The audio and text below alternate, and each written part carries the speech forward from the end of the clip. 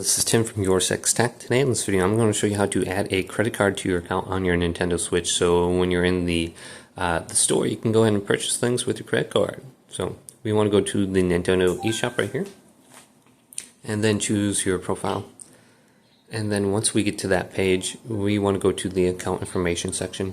So this will be accessed in the upper right side of the screen, so just scroll on over, go to your icon, and then go to the account information part in the top left, choose your icon once again, going down go to credit card information. So I don't have anything saved right now.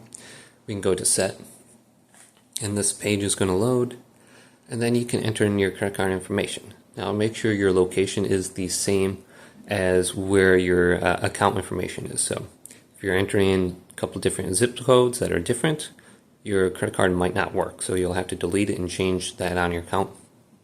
Enter your card number, expiration date, CVV code, which is on the back, and then your postal code, and then you can just go to save, and you should be good to go. It says prepaid credit cards may not be used in some cases.